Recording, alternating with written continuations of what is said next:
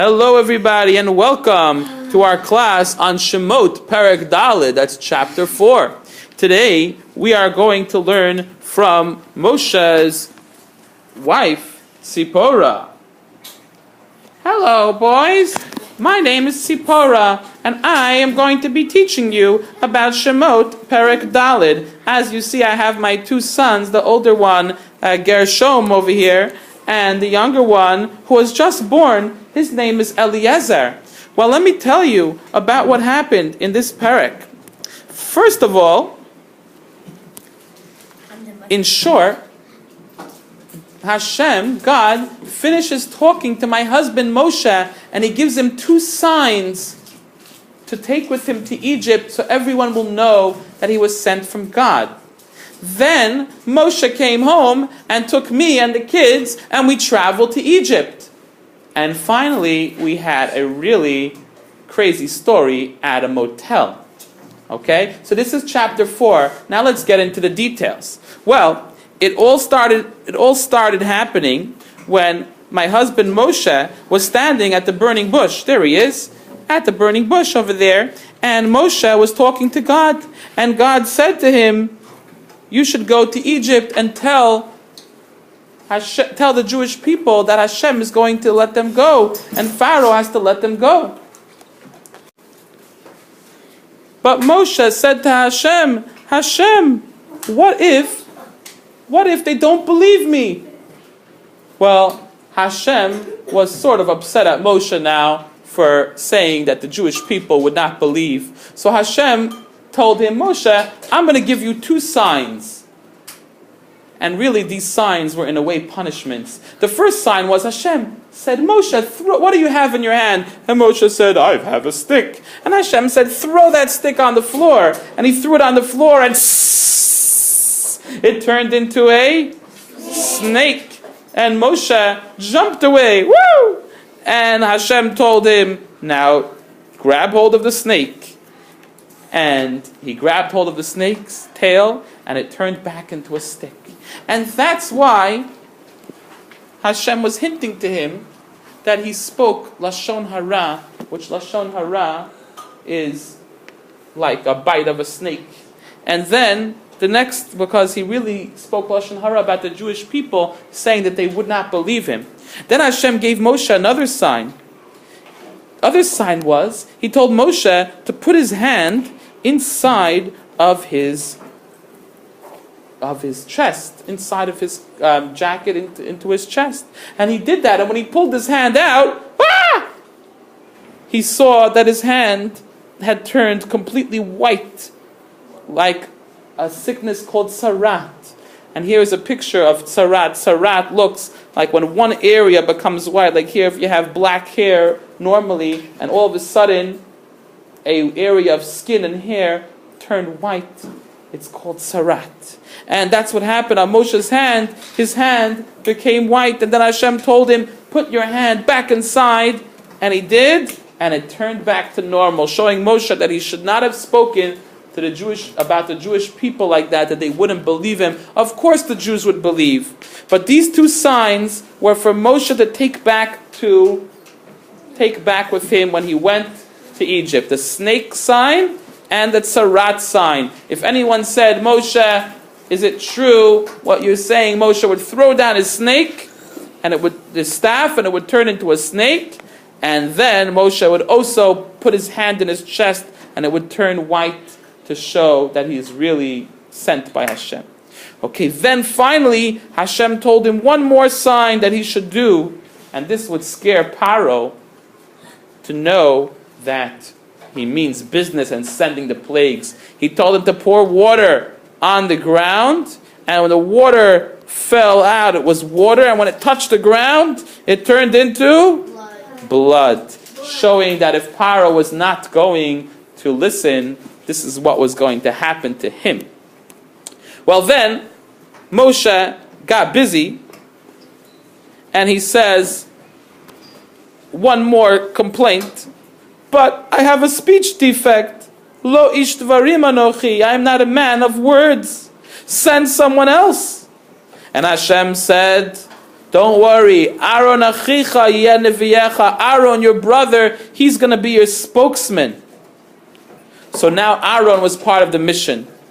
So Moshe goes back to his father-in-law Yitro, and he says, Yitro, can I have permission to take my family? And Yitro said, okay, go with my blessing. And Moshe took his family, Tzipporah and Gershom and Eliezer, and they went traveling to Egypt.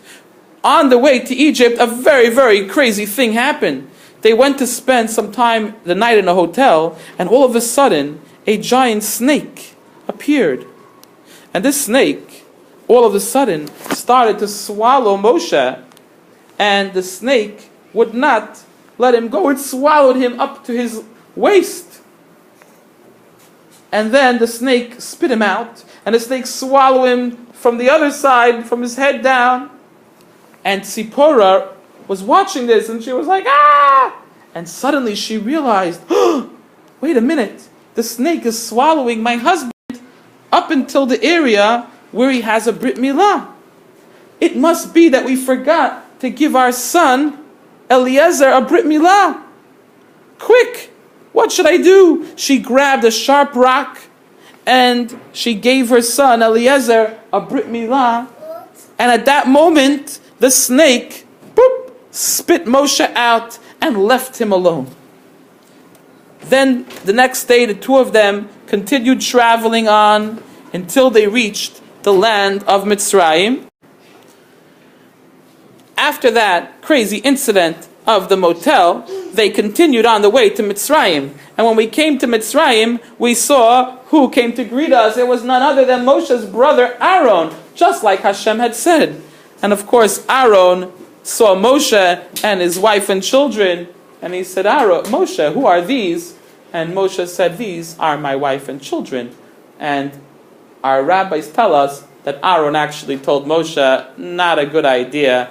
You better send them home. We have enough trouble in Egypt. You don't want to bring them to suffer also with us. So Tzipporah and the kids went home, and Moshe and Aaron went on their way to do Hashem's mission to go to Paro. Okay, boys and girls, it's time for our silly story to help remember that in Perek Daled, which is chapter 4, which rhymes with door, all the events happen. Well, the real story was that God gives Moshe two signs that to know that he's coming from God. Then Moshe takes his family to travel to Egypt, and they have that story at the motel, and they finally meet Aaron. Let's see our silly story. Remember, this didn't really happen. It's just a silly story.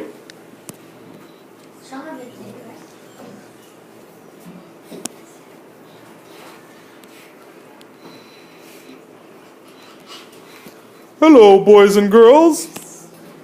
My name is Knock. Knock, knock. I like to tell knock-knock jokes. So first I'm gonna knock on my doors. I have 4 doors, because chapter 4, we have 4 doors. So here is door number 1, door number 2, door number 3, and door number 4. Let's knock on door number 1. Knock, knock. Who's there? Oh no, we're supposed to do it differently. You say knock, knock, and I say who's there. Knock, knock. Who's there? Moshe. Moshe who? Woo, woo, Moshe at the burning bush. And in the burning bush, God gave me 2 signs. The first sign was a snake, and the next sign was Sarat. And then he told me to pour the water on the floor, and it turned to blood. Woo! That was definitely very exciting for door number 1. Let's see what we get from door number 2. Knock, knock. Who's there? Tzipporah. Tzipporah who? Whoop. Oh, it's Tzipporah and the kids, and they are riding on the door, and Moshe is taking them, riding on the door, going all the way to Egypt. Woo-hoo! Riding on the door, we're going to Egypt. Woo-hoo! We're going to Egypt. Woo-hoo! Okay, and that's behind door number 2, and let's see what's behind door number 3. Knock, knock. Who's there? Snake. Snake? Snake who? The snake which swallowed Moshe when Moshe was in the hotel. Ah! I must have forgotten to give my son a bris. Oy, here we go. 1, 2, 3. Baruch atah Hashem Elokeinu melech haolam. Make the bris. Whoop. Oh, wow, that was a very scary door. I wonder what's behind this door. I hope it's not another snake. Knock, knock. Who's there? Aaron. Aaron who? Aaron HaKohen. That's me, the welcoming party for Moshe and his family on the way to when they came down to Egypt. So we have 4 doors. Remember all the 4 parts of the story. We had Moshe and his, behind door number 1, we have Moshe getting his 2 signs from God, and then the sign about the blood. We have Moshe taking his family, Tzipporah and the kids, down to Mitzrayim. And finally, we have the story of the snake in the motel, and then Aaron being their welcoming committee at Mitzrayim. Thank you for watching.